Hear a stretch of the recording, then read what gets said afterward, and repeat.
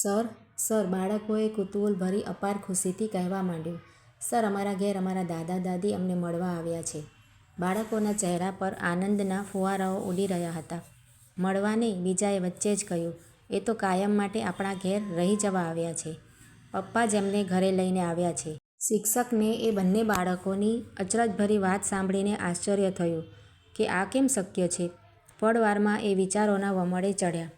પેલા બંને બાળકોના નામ નીલ અને નલિન છે. એ બંને ભાઈઓ છે. નીલ અને નલિન 8મા ધોરણમાં અભ્યાસ કરતા હતા. એકવાર શિક્ષકશ્રીએ પોતે જ નીલ નવીનના પિતાજીને શાળામાં બોલાવીને કહ્યું હતું, તમારા બાળકને તમે સમય ન આપી શકો તો દાદા દાદી જોડે બેસાડો.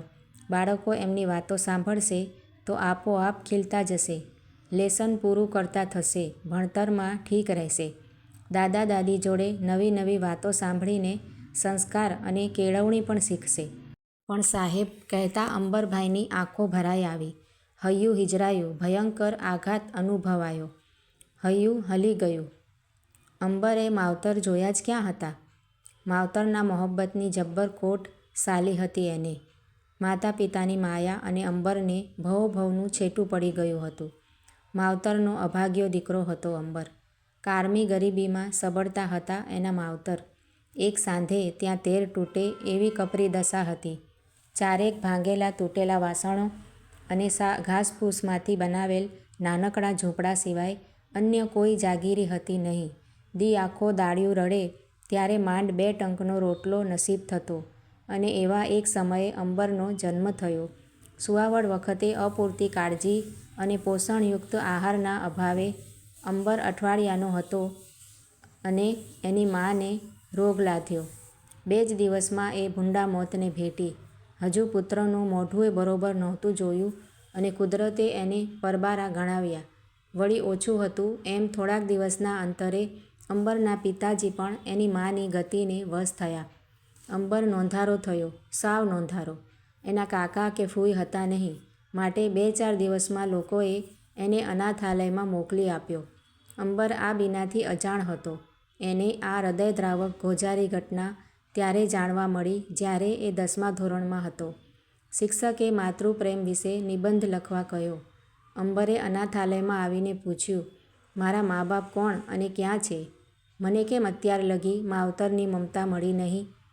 ને એના જળજળિયા ભરેલા ભીના સવાલનો જવાબ હતો, બેટા, તું અનાથ છે. તારા માવતરનો કોઈ જ પત્તો નથી અને એ હયાત પણ નથી. અંબર ઘટના જાણતો ગયો અને આંખેથી આંસુઓ વહાવતો રહ્યો. ભેગું અનાથાલય પણ રડ્યું. અંબર ભણ્યો ગણ્યો, 2 પાંદડે થયો અને પછી 2 જીવે પણ થયો.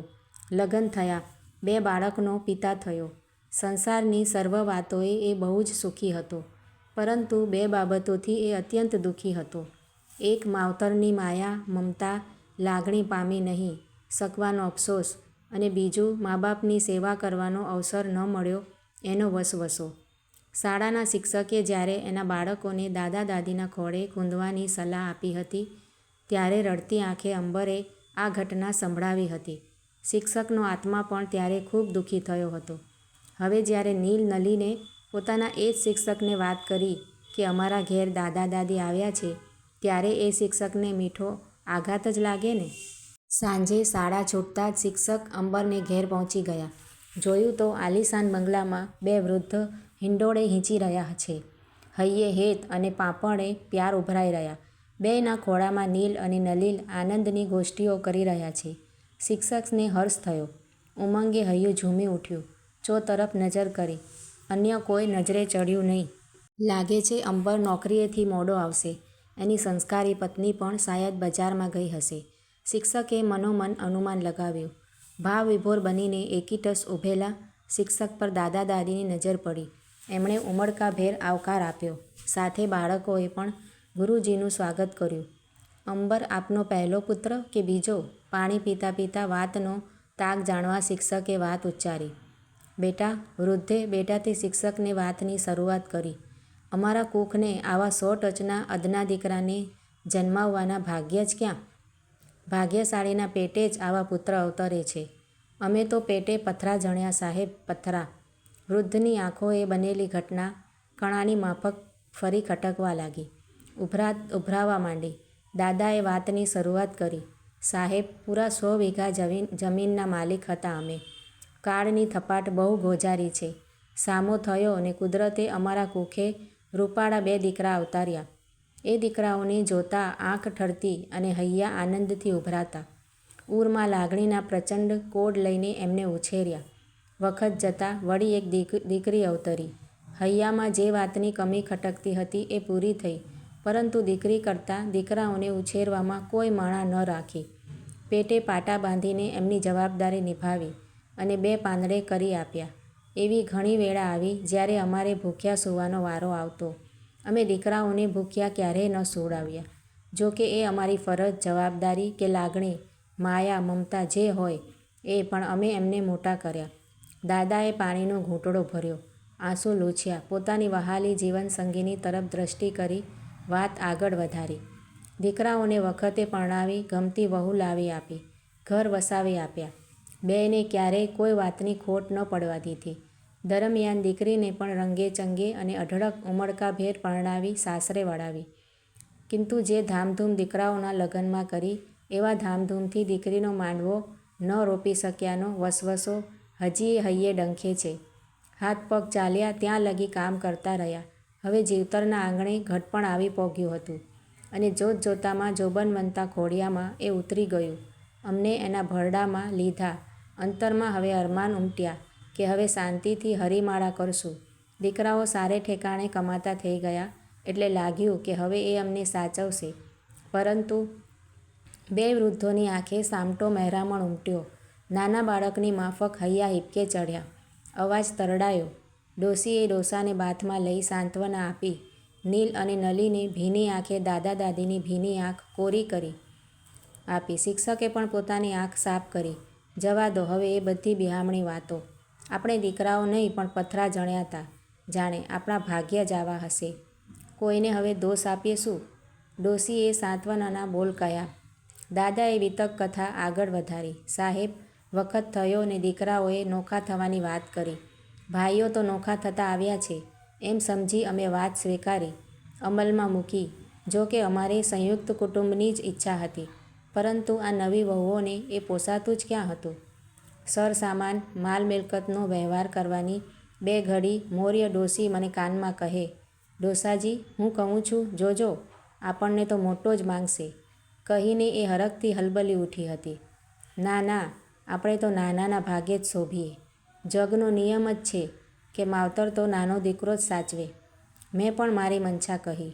અમે શીખવેલ સંસ્કાર, જીવન જીવવાની રીતો, જીવનને જાણવાની અને જોવાની રીતભાત, માણસાઈ ભર્યો વ્યવહાર, એ બધાથી લાગતું હતું કે સૌ પ્રથમ 2 દીકરાઓ અમે કોના ભેગા રહીશું એની માંગણી કરશે. પણ આ શું? સઘળું વહેંચાઈ ગયું. 2 સરખા ભાગ પડી ગયા. લુગડા લત્તા, ઘરેણાં, રૂપિયા અને જમીન પણ. અમે છેવટ લગી નોંધારાની માફક મોં વકાસીને બેસી રહ્યા. એકેય દીકરો અમને માગે તો શું, પણ તૂટેલી ખાટલી, જૂની તપેલી અને 2 ગ્લાસ અમારા જૂના ખોરડામાં મૂકી આવ્યા અને પોતપોતાને ઘેર વળ્યા. અમે નગધાણિયાની જેમ ઝાંખી પડવા મથતી કીકીઓમાં શ્રાવણ ભાદરવો ભરીને એકમેકને તાકી રહ્યા. છતાં દીકરાએ અમને અનાથ અને વાંઝિયા બનાવ્યા. બસ સાહેબ, એ જ ઘડીએ અમે પહેરેલે લુગડે મહા મહેનતે ઊભું કરેલું દીકરા કરતાંય સવાયું લાડકું ઝૂંપડું છોડ્યું. અમારું એ ગામ, એ ઝૂંપડું અમને જતા જોઈને જાણે ચોધારે ચડ્યા હોય એવી દશામાં અમે એમને છોડ્યા. મંજિલ નહોતી સફરની ખબર, કે નહોતી ક્યાંય આશરાની ફિકર. સગા દીકરાઓએ અમારા ન થયા તો પછી બીજા તો કોની પાસે આશરાની અપેક્ષા રાખીએ? પ્રભુએ બક્ષેલા જીવનનો મલાજો જાળવવા અમે જે જડીએ વાટ પકડી. તો પછી તમે તમારી દીકરીના ઘેર કેમ ન ગયા? શિક્ષકે છેલ્લો સવાલ ઉપાડ્યો. અરે સાહેબ, 2 દીકરાઓ પણ જે ન ઉપાડી શક્યા એવા આ રાંકડા ઘડપણનો ભાર દીકરીને માથે સીધને નાખવો. દીકરીનું ઘર ગરીબ, પણ જમાઈ લાખ રૂપિયાના. બાળપણમાં જ એના માવતર સંસારને સ્વાહા કરી ગયા હતા. માવતરનું સુખ ન ભોગવી શકેલ જમાઈ અમને માવતર કરતાંય સવાઈ ખુશીથી અમારી સેવા ઉપાડી લેત. પરંતુ એમને ભારે ન પડવાનું અમે મુનાસિબ માન્યું અને આખરે રખડતા ભટકતા 10 દીએ એક મંદિરે જઈ ચડ્યા. સવારની વેળાએ મંદિરને ઓટલે એક તરફ કોઈને નડીએ નહીં એમ અમે પ્રભુ સ્મરણમાં લીન બની દીન અવસ્થામાં બેઠા હતા. હૈયે હોળી અને હોઠ પર ઝગમગાતી દિવાળી સમૂહ તેજ હતું. એટલામાં દેવદૂત સરીખા અંબરનું આગમન થયું. ભગવાનની મૂરત પર નજર પડે એ પહેલાં જ એની અમી દ્રષ્ટિ અમારા પર ઠરી. એ નજરોએ અમારા અંતરે ટાઢક ઉમટાવી. અનાથ જાણી બળતે હૈયે ઉમળકાભેર એ અમને એના ઘેર લઈ આવ્યો. જે દિવસથી અંબર અમને અહીં લઈ આવ્યો છે તે દિવસથી એ મંદિર અને મંદિરના માર્ગને વિસરી ગયો છે. ઈશ્વરની માફક અમારી સેવા આરાધના કરે છે. એ જૂનું જે હતું એ દુઃખ વિસરાવી દીધું છે અંબરે. પણ એક નવું દરદ ક્યારેક આંખમાં અને અંતરમાં ઉથલો મારી જાય છે. અને એ વેધક વેદના એટલે અંબરને અમારી કુખે નહીં જન્માવી શકવાનો અને લાલલ પાનનનું સુખ ના આપી શકવાનો અખંડ વસવસો. અમારી અઢળક આશીષ એના પરિવારને યુગાંતરો સુધી ફળજો, કહેતા બંને વૃદ્ધોએ સામે બારણામાં ઊભેલા અંબર અને એની પત્નીના અમરતાભર્યા ઓવારણા લીધા. મિત્રો, આ વાર્તા તમને કેવી લાગી છે તે કમેન્ટ કરીને જરૂરથી જણાવજો. અને જો સારી લાગી હોય તો વિડીયોને લાઇક શેર કરીને આવી જ બીજી વાર્તાઓ જોવા માટે મારી આ ચેનલને સબસ્ક્રાઈબ જરૂરથી કરજો. વિડીયો જોવા માટે આભાર માનું છું. Thank you.